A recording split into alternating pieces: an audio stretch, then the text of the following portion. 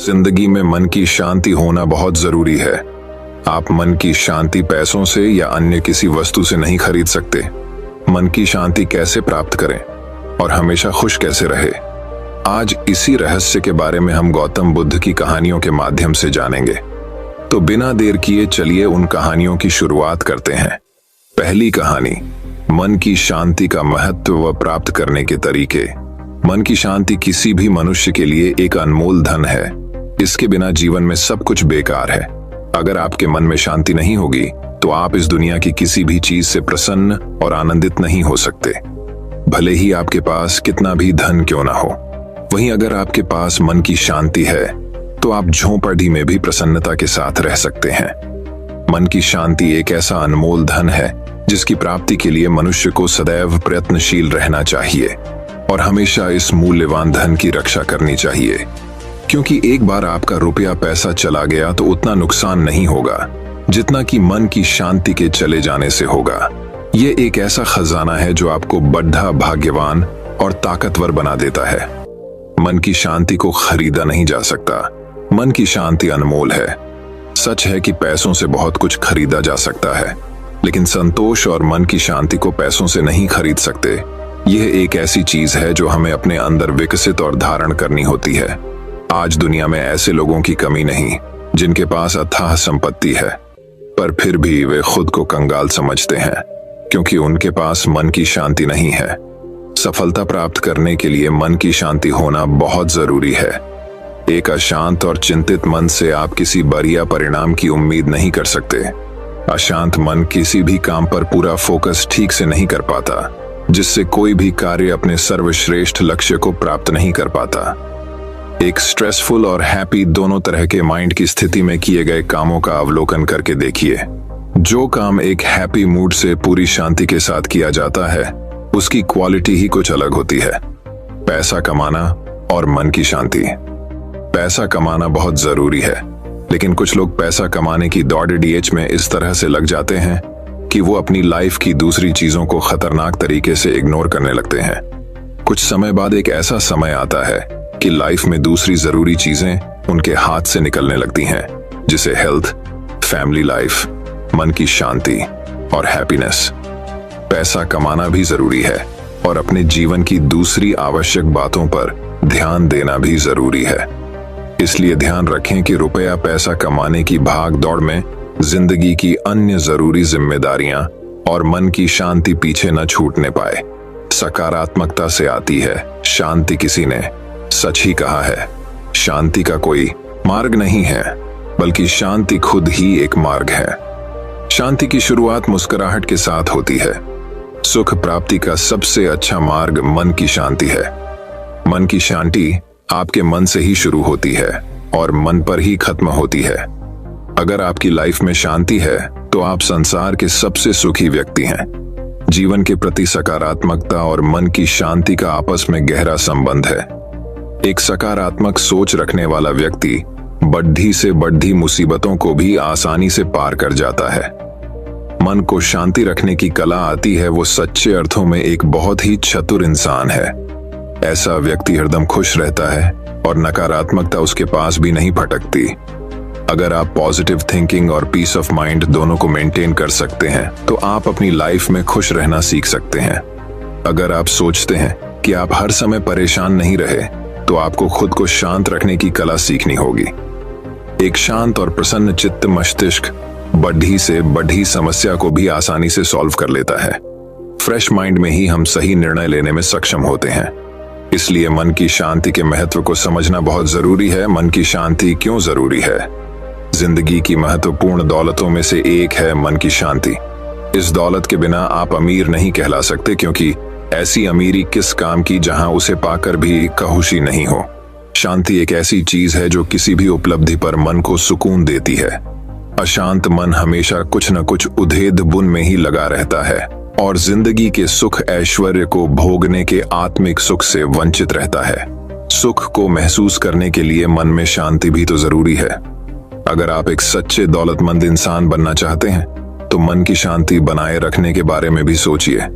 इस बात का प्रयास कीजिए कि आप कैसे खुद को अक्सर पॉजिटिव रख सकते हैं मन की शांति सफलता पाने के लिए भी जरूरी है और सफलता को एंजॉय करने के लिए भी। उदाहरण के लिए आप भारतीय क्रिकेट टीम को ले सकते हैं। क्रिकेटिंग स्किल्स की बात की जाए तो धोनी को बेस्ट नहीं कहा जा सकता, लेकिन अगर टेम्परामेंट की बात हो तो उनका कोई सानी नहीं है। इसीलिए लोग उन्हें कप्तान कूल भी कहते हैं। और यही कूलनेस, यही पॉजिटिविटी उन्हें इतनी सलफता दिलाती है।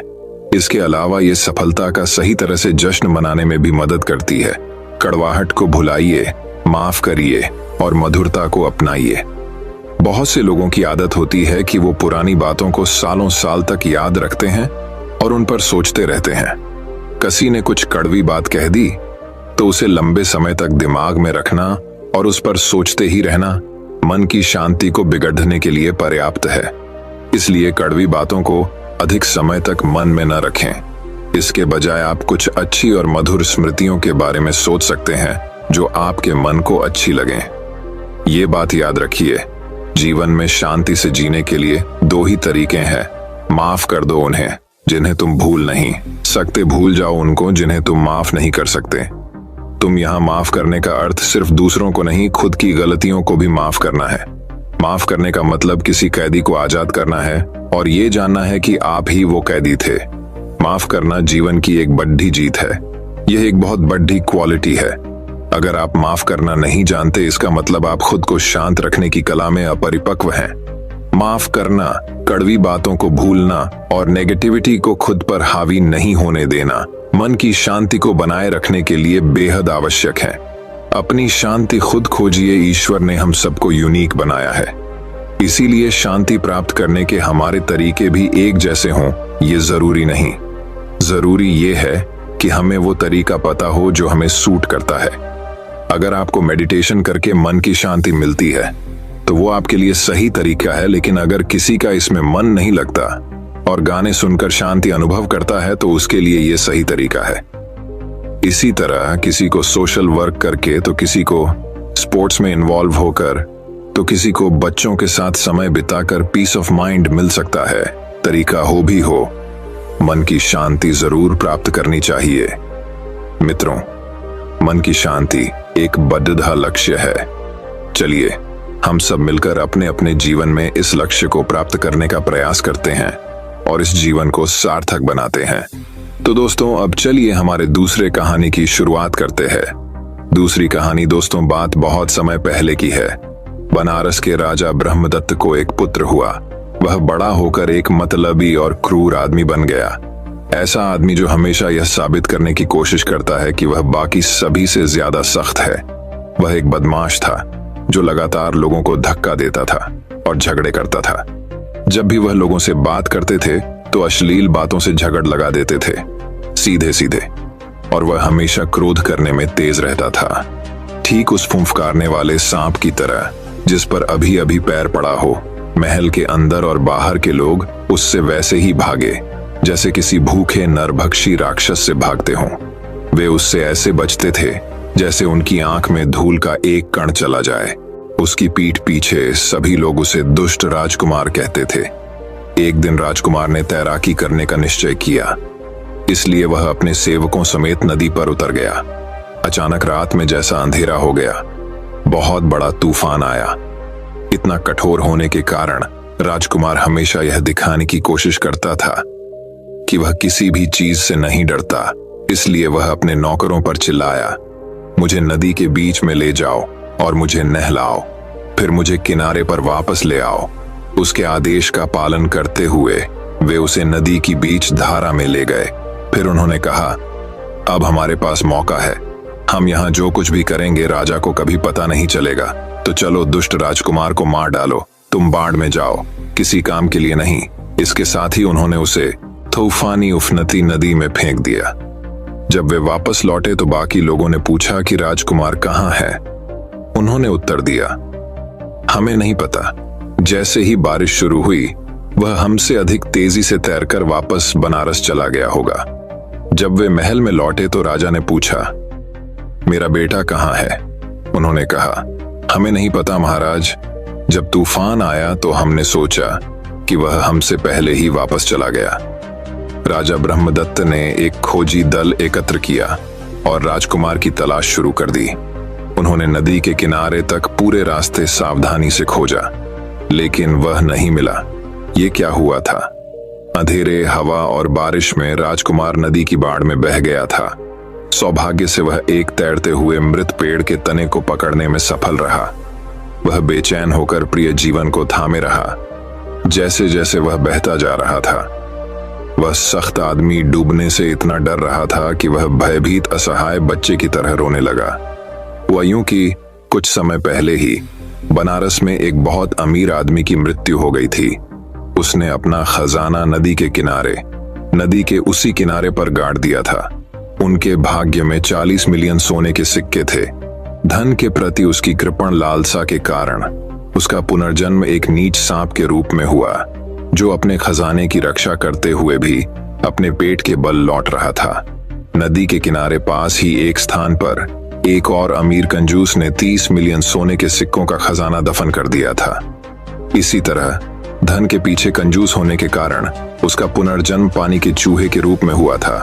वह भी अपने गड़े हुए खजाने की रखवाली करने लगा। जब तूफान आया तो सांप और पानी का चूहा दोनों अपने बिलों से बाहर निकल आए और उफनती नदी में बह गए। डूबने के डर से वे दोनों डरे हुए रोते हुए राजकुमार को ले जा रहे उसी मृत लट्ठे को पकड़ने लगे। एक सिरे पर सांप चढ़ गया और दूसरे सिरे पर पानी वाला चूहा। वहां पास में ही कपास का एक ऊंचा पेड़ भी उगा हुआ था। उसमें एक युवा तोता बसेरा कर रहा था। जब तूफानी बाढ़ आई तो कपास के पेड़ की जड़ें बह गईं और वह पानी में गिर गया। जब उसने उड़ने की कोशिश की तो हवा और बारिश ने छोटे तोते को सांप, पानी के चूहे और दुष्ट राजकुमार के साथ उसी मृत लकड़ी पर गिरा दिया। अब लट्ठे पर 4 लोग थे जो नदी के एक मोड़ की ओर तैर रहे थे। पास ही एक छोटी सी कुटिया में एक साधु व्यक्ति नम्रता पूर्वक रहता था। वह बस बोधिसत्व, आत्मज्ञानी व्यक्ति बन गया। उनका जन्म काशी के एक धनी उच्च वर्गीय परिवार में हुआ था। जब वह बड़ा हुआ तो उसने अपनी सारी संपत्ति और पद त्याग दिया और नदी के किनारे अकेले रहने लगा। वह आधी रात थी जब उस पवित्र व्यक्ति ने दुष्ट राजकुमार की घबराहट भरी चीखें सुनी। उसने सोचा, यह एक भयभीत इंसान की तरह लगता है। मेरी दयालुता मुझे उसे अनदेखा नहीं करने देगी। मुझे उसे अवश्य बचाना चाहिए। वह नदी की ओर भागा और चिल्लाया, डरो मत, मैं तुम्हें बचा लूंगा। फिर वह तेज धार में कूद गया, लट्ठे को पकड़ लिया और अपनी बड़ी ताकत का इस्तेमाल करके उसे किनारे पर खींच लिया। उसने राजकुमार को नदी तट पर सुरक्षित कदम रखने में मदद की।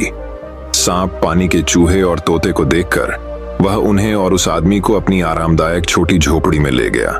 उसने खाना पकाने की आग जला दी।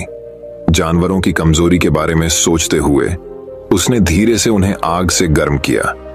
जब वे गर्म और सूख गए तो उसने उन्हें अलग रख दिया। फिर उसने राजकुमार को खुद को गर्म करने दिया। पवित्र व्यक्ति कुछ फल और मेवे निकाल लाया। फिर उसने पहले अधिक असहाय जानवरों को खाना खिलाया। उसके बाद इंतजार कर रहे राजकुमार को। आश्चर्य की बात नहीं कि इससे दुष्ट राजकुमार क्रोधित हो गया। उसने सोचा, यह मूर्ख पवित्र व्यक्ति मेरे, एक महान शाही राजकुमार की बिल्कुल भी परवाह नहीं करता है। इसके बजाय वह इन 3 मूक जानवरों को उच्च स्थान देता है। इस प्रकार सोचकर उसने सौम्य बोधिसत्व के प्रति प्रतिशोधपूर्ण घृणा उत्पन्न कर ली। अगले दिन पवित्र व्यक्ति ने मृत लकड़ी के लट्ठे को धूप में सुखाया। फिर उसने उनका भोजन पकाने और उन्हें गर्म रखने के लिए उसे काटा और जला दिया। कुछ ही दिनों में उसी लकड़ियान द्वारा बचाए गए 4 लोग मजबूत और स्वस्थ हो गए। सांप पवित्र व्यक्ति के पास अलविदा कहने आया। उसने अपने शरीर को जमीन पर टिकाया, खुद को ऊपर उठाया और सम्मान पूर्वक अपना सिर झुकाया। उसने कहा, आदरणीय, आपने मेरे लिए बहुत अच्छा काम किया है। मैं आपका आभारी हूं और मैं कोई बेचारा सांप नहीं हूं। एक निश्चित स्थान पर मेरे पास 40 मिलियन सोने के सिक्कों का खजाना गड़ा हुआ है और मैं यह खुशी से मैं आपको दे दूंगा। यह आपके लिए है। सभी के लिए जीवन अमूल्य है। जब भी आपको पैसे की आवश्यकता हो तो बस नदी के किनारे आएं और पुकारें, सांप सांप। जल चूहा भी पवित्र व्यक्ति को अलविदा कहने के लिए उसके पास आया। वह अपने पिछले पैरों पर खड़ा हो गया और सम्मान पूर्वक अपना सिर झुका लिया। उन्होंने कहा, आदरणीय, आपने मेरे लिए बहुत अच्छा काम किया है। मैं आपका आभारी हूं और मैं कोई बेचारा पानी वाला चूहा नहीं हूं। एक निश्चित स्थान पर मेरे पास भी 30 मिलियन सोने के सिक्कों का खजाना दबा हुआ है और मैं ये खुशी से आपको दूंगा, क्योंकि सारा जीवन अमूल्य है। जब भी तुम्हें पैसे की जरूरत हो, बस नदी के किनारे आ जाओ और चिल्लाओ, चूहा चूहा। एक सांप और एक जल चूहे की ओर से ऐसी आभारी उदारता, उनके पिछले कंजूस मानव जीवन से बिल्कुल अलग। फिर तोता पवित्र व्यक्ति को अलविदा कहने आया। उसने आदरपूर्वक अपना सिर झुकाया और कहा, आदरणीय, आपने मेरे लिए बहुत अच्छा काम किया है।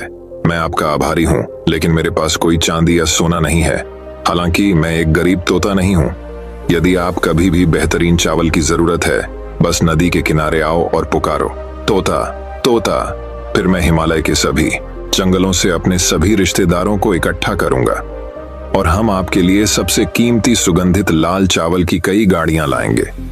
सभी के लिए जीवन अमूल्य है। अंततः दुष्ट राजकुमार पवित्र व्यक्ति के पास आया। चूंकि उसका मन प्रतिशोध के जहर से भरा हुआ था, इसलिए उसने केवल यही सोचा कि अगर वह उसे दोबारा कभी देखेगा तो उसे मार डालेगा। हालांकि उन्होंने जो कहा वह था, आदरणीय, जब मैं राजा बन जाऊं तो कृपया मेरे पास आएं और मैं आपको 4 आवश्यकताएं प्रदान करूंगा। फिर वह बनारस लौट आया और जल्द ही नया राजा बन गया। थोड़ी देर में पवित्र व्यक्ति ने यह देखने का निश्चय किया कि क्या इन चारों का आभार वास्तविक है। सबसे पहले वह नदी के किनारे गया और चिल्लाया, सांप सांप। पहले शब्द की ध्वनि पर सांप उसके घर से बाहर जमीन के नीचे आ गया। उसने आदरपूर्वक प्रणाम किया और कहा, हे पवित्र, इसी स्थान के नीचे 40 करोड़ सोने के सिक्के दबे हुए हैं। उन्हें खोदो और अपने साथ ले जाओ। बहुत अच्छा, पवित्र व्यक्ति ने कहा, जब मुझे आवश्यकता होगी मैं फिर आऊंगा। सांप से विदा लेकर वह नदी के किनारे चला और चिल्लाया, चूहा चूहा। पानी का चूहा प्रकट हुआ और सब कुछ वैसा ही हुआ जैसा सांप के साथ हुआ था। इसके बाद उसने चिल्लाकर कहा, तोता तोता। तोता अपने पेड़ पर बने घर से उड़कर नीचे आया, आदरपूर्वक प्रणाम किया और कहा, हे पवित्र, क्या आपको लाल चावल की आवश्यकता है? मैं अपने रिश्तेदारों को बुलाऊंगा और हम आपके लिए पूरे हिमालय में सबसे अच्छे चावल लाएंगे। पवित्र व्यक्ति ने उत्तर दिया, बहुत अच्छा, जब मुझे आवश्यकता होगी तो मैं फिर आऊंगा। अंततः वह राजा से मिलने के लिए निकला। वह शाही आनंद उद्यान में चला गया और रात भर वहीं सोया। प्रातःकाल वे अत्यंत विनम्र एवं प्रतिष्ठित होकर बनारस नगर में भिक्षा का भोजन लेने गए। उसी सुबह कृतघ्न राजा एक भव्य रूप से सजे हुए शाही हाथी पर बैठा हुआ शहर के चारों ओर एक विशाल जुलूस का नेतृत्व कर रहा था। जब उसने प्रबुद्ध व्यक्ति को दूर से आते देखा तो उसने सोचा, आहा, यह आलसी बेघर आदमी मुझे धोखा देने आ रहा है। इससे पहले कि वह सबके सामने यह बखान कर सके कि उसने मेरे लिए कितना कुछ किया, मुझे उसका सिर काट देना चाहिए। तब उसने अपने सेवकों से कहा, यह निकम्मा भिखारी कुछ मांगने आ रहा होगा। इस निकम्मे को मेरे पास मत आने दो। इसे तुरंत गिरफ्तार करो। इसके हाथ इसकी पीठ के पीछे बांध दो और इसे हर सड़क पर कोड़े मारो। कोने। उसे शहर से बाहर फांसी ब्लॉक में ले जाओ और उसका सिर काट दो। फिर उसके शरीर को एक नुकीले काट पर उठाओ और इसे सभी को देखने के लिए छोड़ दो, आलसी भिखारियों के लिए। इतना ही, राजा के आदमी उसके क्रूर आदेशों का पालन करते थे। उन्होंने उस निर्दोष महान व्यक्ति को एक सामान्य अपराधी की तरह बांध दिया। उन्होंने फांसी ब्लॉक के रास्ते में हर सड़क के कोने पर उसे बेरहमी से कोड़े मारे। लेकिन इससे कोई फर्क नहीं पड़ता कि उन्होंने उसे कितनी जोर से कोड़े मारे। उसका मांस काट डाला। वह प्रतिष्ठित रहा। प्रत्येक कोड़े मारने के बाद उन्होंने सभी को सुनने के लिए बस घोषणा की। यह साबित करता है कि पुरानी कहावत अभी भी सच है, एक कृतघ्न आदमी की मदद करने की तुलना में नदी से मृत लकड़ी निकालने में अधिक इनाम है। कुछ दर्शक आश्चर्यचकित होने लगे कि उन्होंने प्रत्येक सड़क के कोने पर केवल यही क्यों कहा। उन्होंने एक दूसरे से कहा, इस गरीब आदमी का दर्द किसी कृतघ्न आदमी के कारण हुआ होगा। इसलिए उन्होंने उससे पूछा, हे पवित्र व्यक्ति, क्या तुमने किसी कृतघ्न व्यक्ति की कुछ सेवा की है? तब उसने उन्हें सारी कहानी बताई और अंत में उन्होंने कहा, मैंने इस राजा को एक भयानक बाढ़ से बचाया और ऐसा करके मैंने खुद पर यह दर्द उठाया। मैंने पुराने बुद्धिमानों की बातों का पालन नहीं किया, इसीलिए मैंने वही कहा जो मैंने कहा था। यह कहानी सुनकर बनारस के लोग क्रोधित हो गए और एक दूसरे से कहने लगे, इस अच्छे आदमी ने राजा की जान बचाई, परंतु वह इतना क्रूर है कि उसके मन में जरा भी कृतज्ञता नहीं है। ऐसा राजा हमें कैसे लाभ पहुंचा सकता है? वह हमारे लिए ही खतरनाक हो सकता है। हमें उसको पाने दो। उनके क्रोध ने बनारस के नागरिकों को भीड़ में बदल दिया।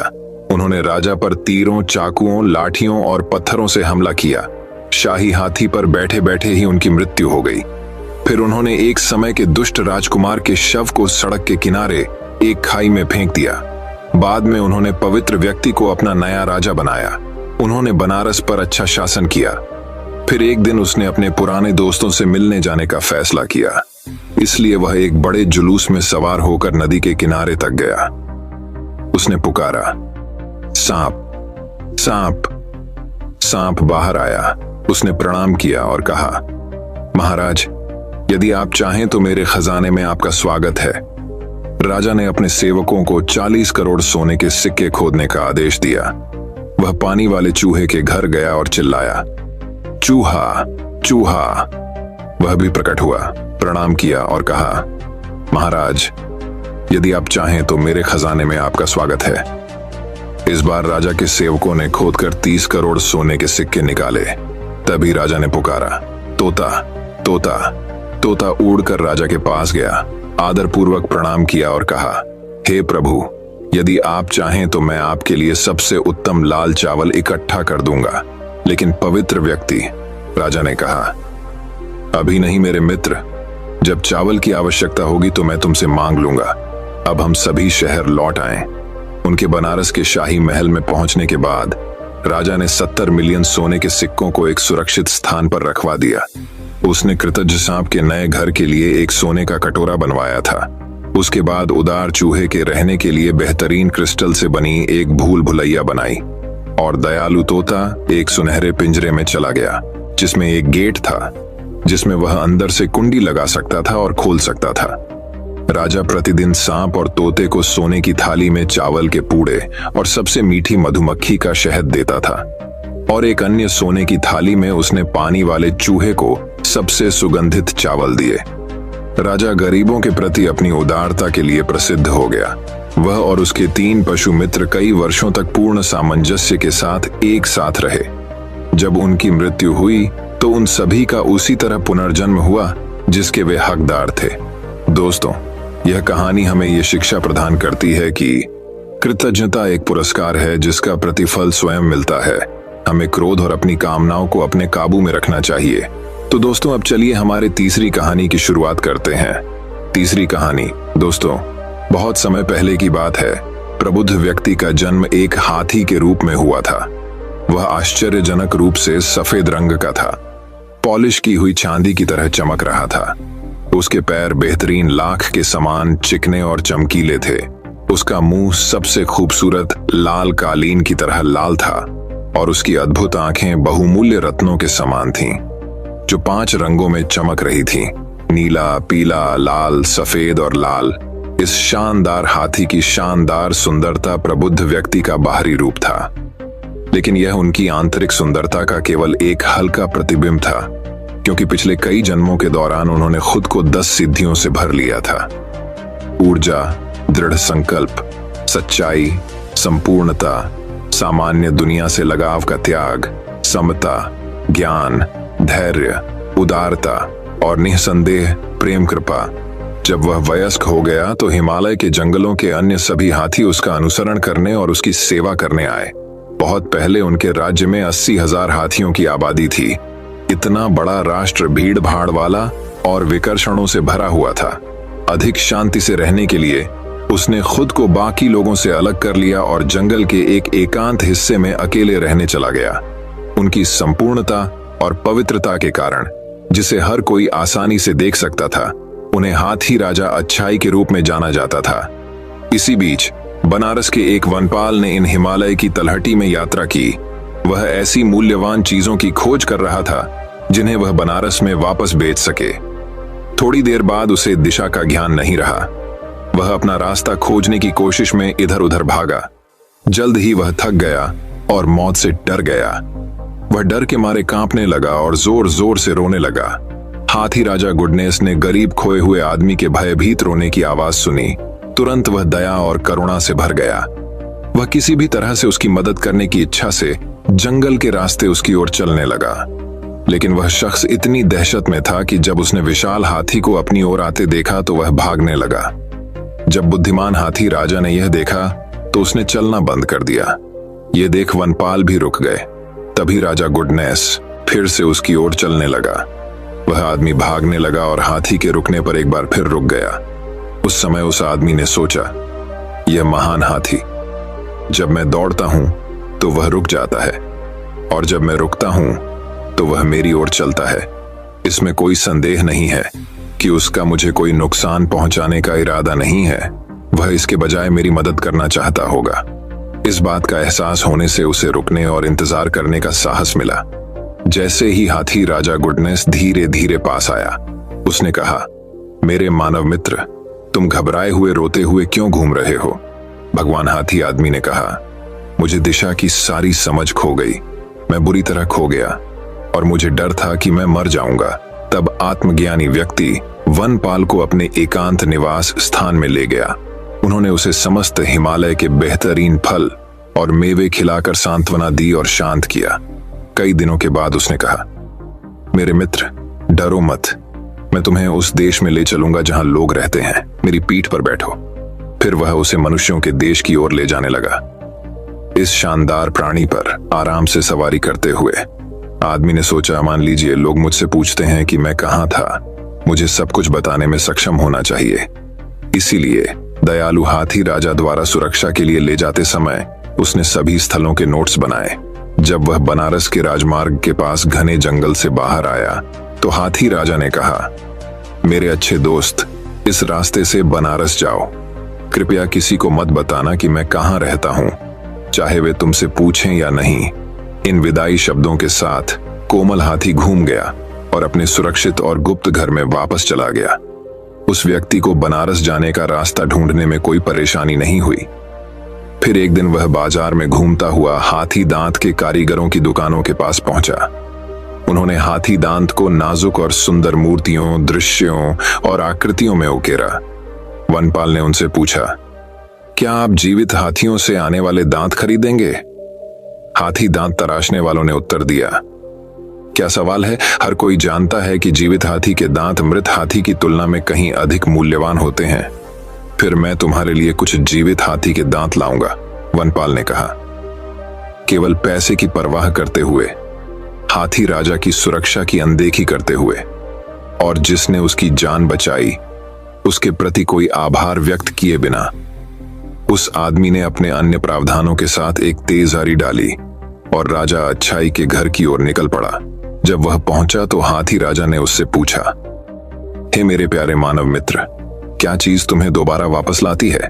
एक कहानी बनाते हुए लालची आदमी ने कहा, मेरे स्वामी हाथी, मैं एक गरीब आदमी हूं, बहुत विनम्रता से रह रहा हूं। क्योंकि यह समय मेरे लिए बहुत कठिन है, मैं आपसे दांत का एक छोटा सा टुकड़ा मांगने आया हूं।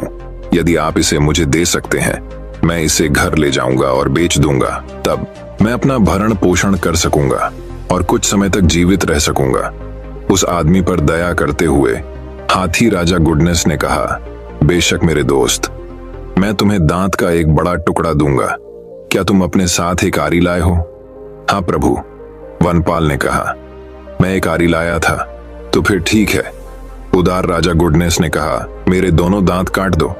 जैसे ही उसने यह कहा, हाथी अपने घुटनों पर झुक गया और अपने शानदार चांदी सफेद दांत सामने रख दिए। जरा भी अफसोस किए बिना उस आदमी ने दोनों दांतों से हाथी दांत के बड़े टुकड़े काट दिए।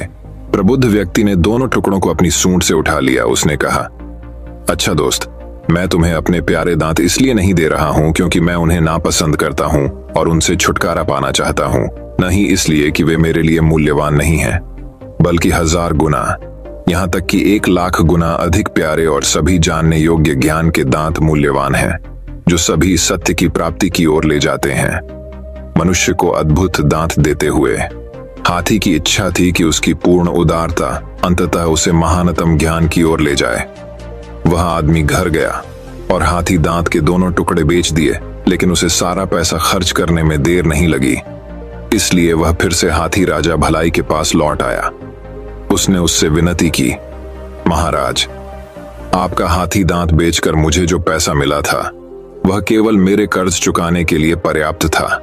मैं अभी भी एक गरीब आदमी हूँ, बहुत नम्रता से रह रहा हूँ। बनारस में अभी भी कठिन समय है, इसलिए कृपया मुझे बाकी बचा हुआ पैसा दे दीजिए। आपके दांत हे उदार। बिना किसी हिचकिचाहट के हाथी राजा ने अपने बचे हुए दांतों की पेशकश कर दी।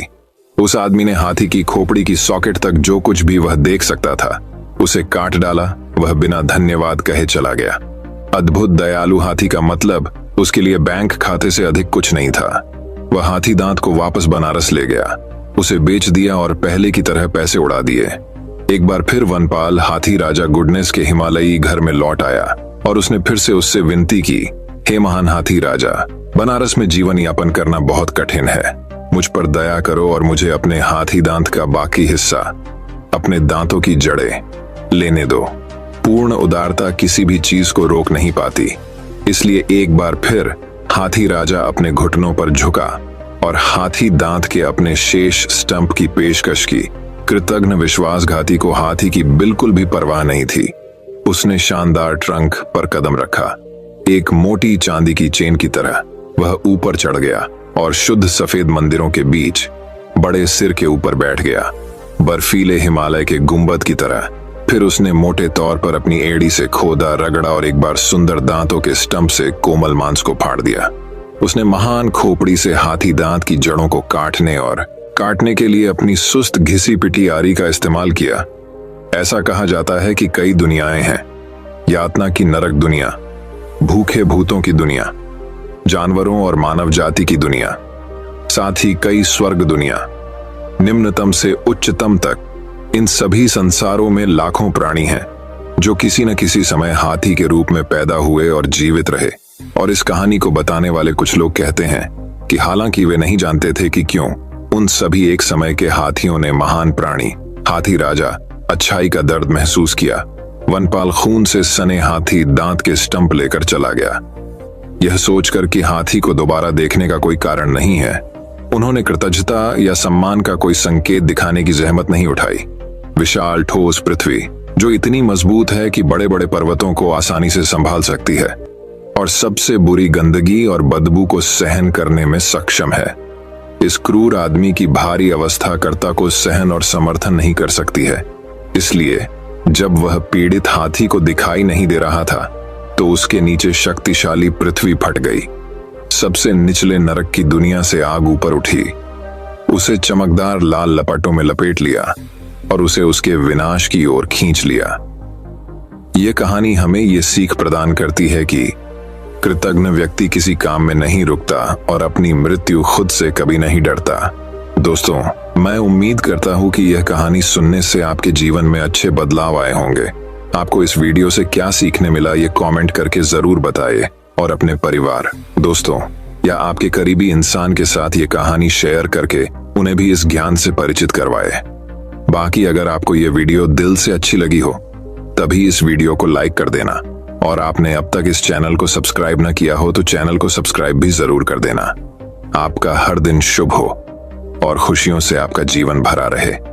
धन्यवाद। नमो बुद्धाय।